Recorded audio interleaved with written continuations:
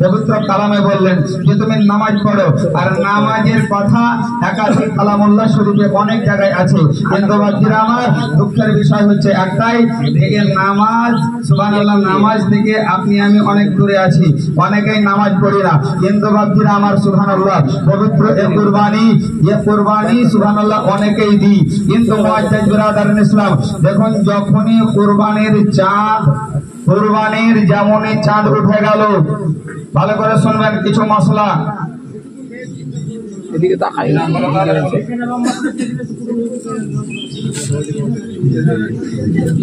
যাই হোক দেখেন ইসলাম না ইসলাম 100 টাকা দান করেছি, আল্লাহ যেন কবুল করে, বলুন আল্লাহুম্মা আমিন।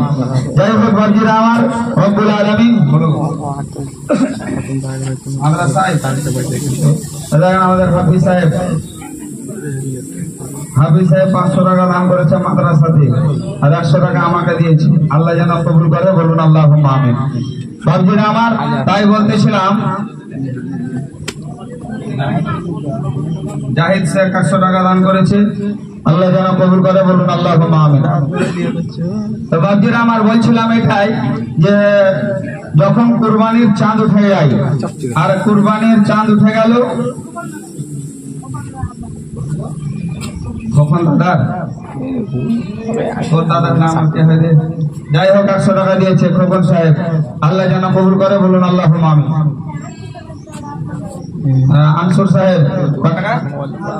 200 টাকা 500 টাকা দিয়ে 200 টাকা দান করেছে আব্বার নামে, আল্লাহ পাক যেন কবুল করে, বলুন আল্লাহুম্মা আমিন। মাসুম দেওয়ান বাবা মায়ের নামে 500 টাকা দান করেছে, আল্লাহ যেন কবুল করে, বলুন আল্লাহুম্মা আমিন। এবার যেটা আমার বলছিলাম ওটাই যে সুবহানাল্লাহ কুরবানির পশু আপনি আমি অনেকেই ক্রয় করে রেখেছি, কিনেছি, কিনে না কিনেনি একটু হা হো বলবেন। অনেকেই কিনেছি কোরবানির পশু, হ্যাঁ এই পশু হালাল নাকি? হালাল পশু কিনেছি, কিন্তু এই হালাল পশুর মধ্যে বুঝতেছেন ফতোয়ায়ে রাজবিয়াতে লেখা আছে, বুঝতেছেন এই হালাল পশুর ভিতরে বুঝতেছেন অনেক কয়টা জিনিস আছে, কম বেশি 22খানা জিনিস আছে যা খাওয়া হারাম হারাম হারাম হারাম, বুঝতে পশু আপনার হালাল, কিন্তু এই হালাল পশুর ভিতরে 22খানা জিনিস আছে যা খাওয়া হারাম।